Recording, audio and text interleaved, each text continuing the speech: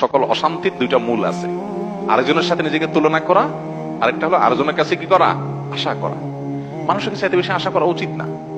স্বামী হোক, স্ত্রী হোক, ননদ হোক, দেবর হোক, শ্বশুর হোক, শ্বশুর বাড়ি হোক, এমনকি বন্ধু বান্ধব হোক, আপনার কোনো বন্ধু বান্ধব যদি আপনার সাথে বেঈমানি করে, আপনার খুশি হওয়া উচিত।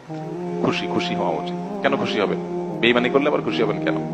খুশি হবেন এই জন্য যে আলহামদুলিল্লাহ একটা জায়গায় ছিলাম এতদিন, আল্লাহ আমাকে জায়গাটা চিনিয়ে দিস।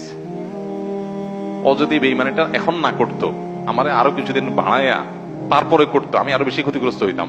আল্লাহর শুকর, আলহামদুলিল্লাহ আমি যে জায়গায় সময় ব্যয় করছি, এরকম জিগরি দোস্ত বানায় রাখছি, ও আসলে কালসাপ, এটা আল্লাহ তাআলা আমারে জানাই দিছে। আলহামদুলিল্লাহ, আমি খুশি হয়ে যাব। নেগেটিভ জিনিসটাকেও পজিটিভ ভাবে আমরা দেখতে পারি। যত হতাশা আছে, এই হতাশা দূর বেশিরভাগ ক্ষেত্রে হয়ে যাবে শুধু মেন্টালিটি পরিবর্তন করলে। আল্লাহ আমাদেরকে সেই তৌফিক দান করুন। আমাদের কিচ্ছু নাই ঘরে, অল্প স্বল্প আছে, আমরা যার আছে তার সাথে তুলনা করবো না। আমার যা আছে তা নিয়ে অনেক হ্যাপি, আলহামদুলিল্লাহ। আল্লাহ আমার ছেলে মেয়ে সুস্থ রাখছেন, ক্যান্সার দেন নাই, বড় কোনো ব্যাধি দেন না, আল্লাহ শুকর।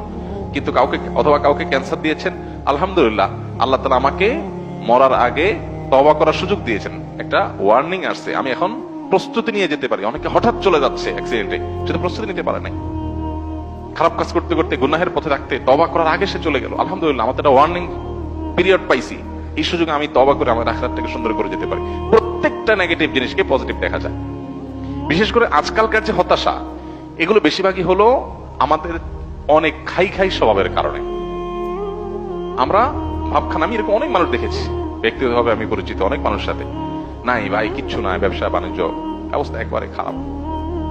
এরপরে দেখা গেল ছেলে ফেলে নিয়ে, বাচ্চা কাচ্চা নিয়ে উনি ব্যাংকক গেছে ঘুরতে। ভাই ব্যাংকক গেছেন ঘুরতে, আপনার না খুব অসুবিধা? ভাই এইটা তো 10-20-50 লাখ তো অ্যাকাউন্টে আছে, এটা তো কোনো ইয়ে না। আমি কোটি কোটি টাকার যে ব্যবসা আছে আমি সেটা কথা বলতেছি, ফ্যাক্টরি গুলা বন্ধ, হানতাম, কিন্তু ওনার সব চলতেছে। মানুষের চাহিদা যত বাড়ে সে তত দুঃখী হয়, চাহিদা যত কমে সে তত সুখী হয়। এই জন্যই কানাআত বা অল্প তুষ্ট থাকার শিক্ষা নবী সাল্লাল্লাহু আলাইহি ওয়াসাল্লাম দিয়েছেন।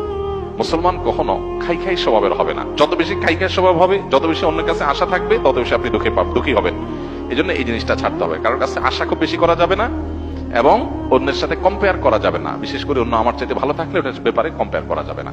পৃথিবীতে আল্লাহ ছাড়া আর কারোর ব্যাপারে আশাবাদী থাকবেন না। এমনকি নিজের মা বাপও না, নিজের স্ত্রীও না, স্বামীও না, সন্তানও না, ভাই বোনও না, জিগরি দোস্ত না, কারোর ব্যাপারে না। আশা করেন, খুব বেশি আশা করে বসে থাকেন না। আশা করার পাশাপাশি এটার জন্য প্রস্তুত থাকেন, যা আশা করতেছেন তার উল্টাটাও হতে পারে। মোচের তেল দিয়ে গেছেন, অনেক কিছু আশা করতেছেন, যা দেখেন জিরো। হাইসা দিবেন যে আমি তো বোকা ছিলাম, এই জায়গায় আমার নসিবিটা বরাদ্দ ছিল না, অথচ আমি মোচের তেল দিয়ে আসছি। ভাও, কাঁঠাল খাওয়ার জন্য মোচের তেল দিয়ে আসছি, হাইসা দেখি কাঁঠালই নেই, কাঁঠাল পুরোটাই নষ্ট। তাহলে আমি অহেতুক একটা প্রস্তুতি নিছি, আমার তকদির এটা ছিল না। তো ইমানদার নিজের জীবনটাকে ইজি করার চেষ্টা করবে, সে সুখী থাকবে ইনশাআল্লাহ তাআলা। আল্লাহ আমাদেরকে তৌফিক দান করুন।